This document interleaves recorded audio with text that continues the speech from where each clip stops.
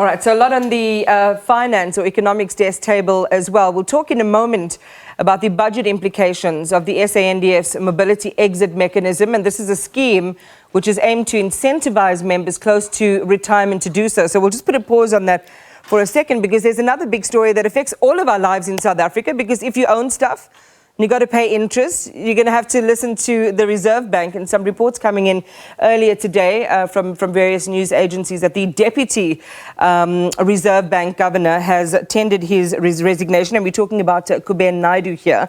Kuben from the SABC side, we've just received a communique as well from the Presidency saying South African Reserve Bank Deputy Governor Kuben Naidu has expressed a desire to resign. However, the matter is still under consideration. And Tshepo Mongoai is our economics editor and will tell us a bit more about this. Before we even get to has he or hasn't he, I mean, you know, what would be the impact or the implications of a move like this on the Reserve Bank? Well, I must say, if you go back to early 2000, the Reserve Bank, in terms of its structures, has enjoyed stability, and people would often leave when their term come to an end. I mean, you can think of Dr. Kinosi Mokate, who were there, Dr. Kolile Kuma, they stayed throughout.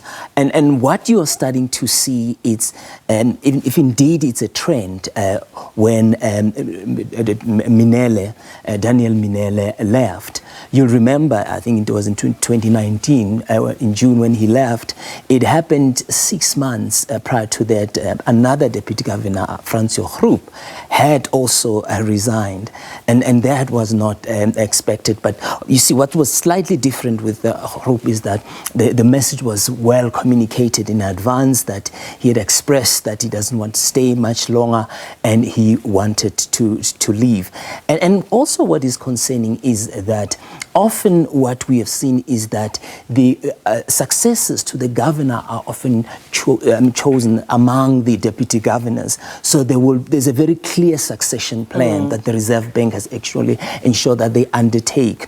And often you would have two people that possibly could succeed the governor and take over that position. And step in quite seamlessly, because Absolutely. This is, you know, it's an important institution which, you know, especially where sentiment is concerned, can really have an impact on the way our economy is viewed, the stability of the country. I want you to talk to me really quickly about the complementarity of the role that he plays with the Reserve Bank Governor, Kaiser Kganyago, and the way it's been characterized is, you know, that he's more dovish, Kganyago is more hawkish, and together they're able to create the kind of balance and you know, perspective in the MPC. I suppose maybe those views are based on when, you know, people look at someone, they might think that one is dovish.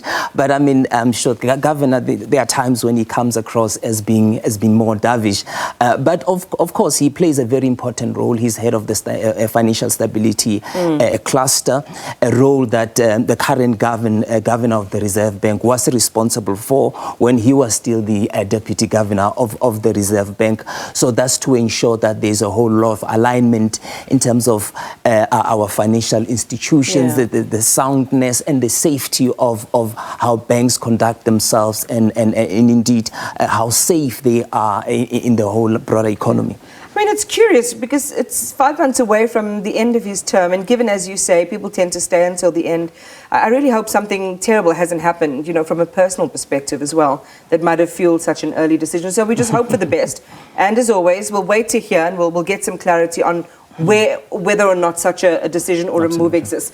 But let's come back to this mobility exit mechanism with the SANDF. I mean, it's a big one, because you're talking about our armed forces. You're talking about many people who've now reached sort of retirement age or pre-retirement age, who are being asked to, you know, or being incentivized to leave a little bit earlier. Just give our viewers some context. I mean, this was mooted a year ago, and in a sense, it's going to have some impact on our budgets as well. Well, it's been a couple of years now that the South African National Defence Force had implemented this because they've got a challenge of they are carrying a lot of personnel who are over 55, and that affects the recruitments. Remember, the budget that the South African National Defence Force is getting has not been able to cover many of their current expenditure. expenditure. So they went to Treasury and asked for this 1.8 billion rand that it was given to them over the medium-term expenditure framework, which was over 3 years, in order to incentivize this over 55 years so that they can actually take early retirement. But the challenge is, that's one, is that they've been seeing a lot of skills that is leaving the force, which is a major challenge for them.